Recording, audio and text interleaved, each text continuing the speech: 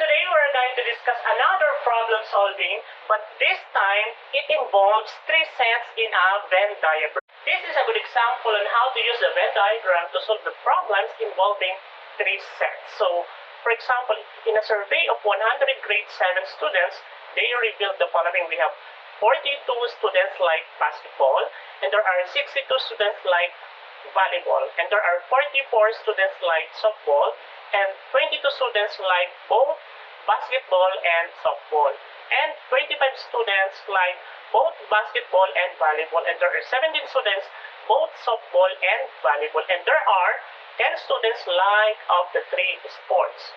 Now, how are you going to answer the given question based on the given data from the problem?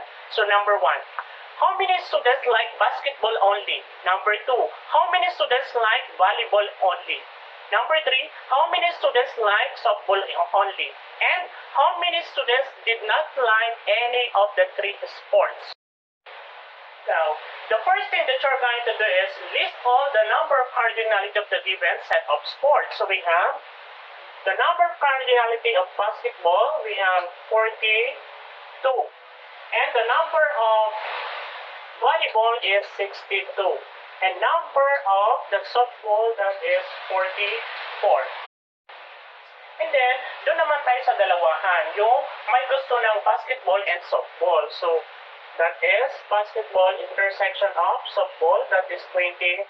And we have the basketball and volleyball naman tayo. And that is 25. And then, softball and volleyball naman tayo. Softball and volleyball, and that is 17. And dun sa tatluhan naman tayo. So, meaning lahat na gusto we have that. And basketball intersection of volleyball intersection of softball, and that is equal to 10. Yan yung mga may gusto ng lahat. And then, kapag na-identify mo na, you are going to create a Venn diagram. So, three circles because the three sports. And then label mo. So, this is set B, or this is the basketball and ball. And then, the next step mo ang gagawin ay, you're going to write first the common of the three sports dun sa middle or sa gitna. And then, para makuha ito, meaning dalawahan, dito lang tayo titingin muna. So, bawat isa dito magsusubtract tayo. Isusubtract natin yung common ng lahat, bawat tag-iisa sila. So, para makuha yung basketball and softball, ito yon, subtract natin yung 10 dito sa 22. So, minus 10, and this is 12. Meaning, basketball and softball. So, nandito siya. So, this is 12. Sulat mo lang doon. Para makuha naman yung basketball at volleyball, subtract mo lang din yung 10. That is 15. Sulat mo dito. That is 15. Para makuha naman yung S and P, minus mo lang din yung 10. That is 7. And then, ilagay mo ulit dun sa Venn diagram mo. And then, dun naman tayo sa isahan. So, just simply, dito naman tayo titingin. How are we going to do that? So, meaning, unahin natin yung basketball. So, there are, how many basketball? 42. Meaning, isosubtract mo lahat yung mga nakapaloob dun sa bilog ng basketball. So, 15 plus 10 plus 12. Ayan. So, meaning, 42 minus mo lahat ito, this is 37. So, meaning, that is 5. So, ilagay mo ngayon yung 5. Ibig sabihin, sila lang ang may gusto na isahan lang na sport, which is the basketball. So, yan. And then, tapos na tayo dyan sa basketball. Dito naman tayo sa volleyball. So, we have 62. So, 62 minus naman natin yung mga nasa sapupan ng volleyball. Ito yun. So, plus 10 plus 7. Yan, 62 minus. Pag inad ko lahat yung nandito sa loob, that is 1525, that is 32. And then, pag sinubtract ko yan, 62 minus 32 is equal to 30. So, ilalagay ko ngayon dito sa volleyball. So, 30 students. And then, dito na lang tayo sa softball. So, Done with that, dito na tayo sa 44. So we have 44 minus naman yung mga nakapaloob doon sa softball. So we have 12 plus 10 plus 7. And therefore, 44 minus pag ginad ko lahat yung nandyan sa loob ay 29. And therefore, if you're going to subtract, the difference is 15. So, ilalagay mo yan dito sa isahan na 15.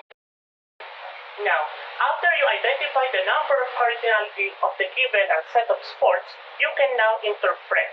So, how do we interpret the Venn diagram? So, ibig sabihin, there are 5 students doon sa gusto lang ng basketball. And there are 30 students naman yung gusto lang ng volleyball. And there are 15 students ang gusto lang ay sa softball.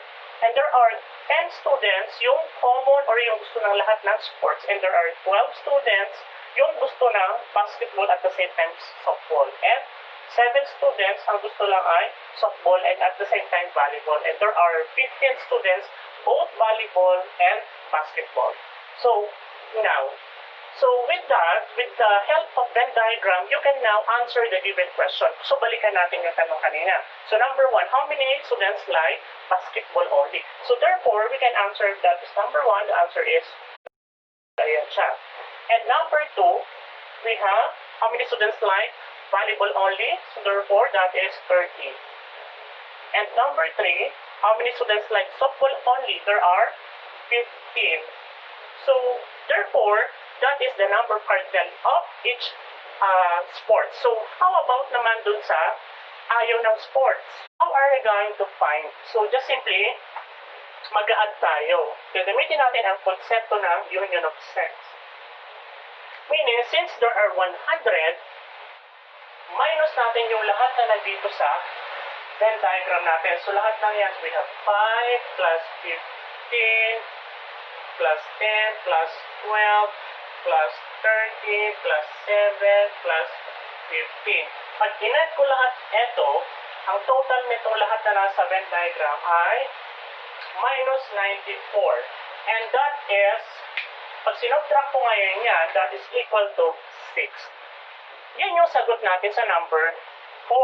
So meaning, ito yung mga ayaw ng sports. They don't like the 3 sports. Now it's your turn. You are going to solve the given problem by simply using the Venn diagram. So don't forget to leave your answers below.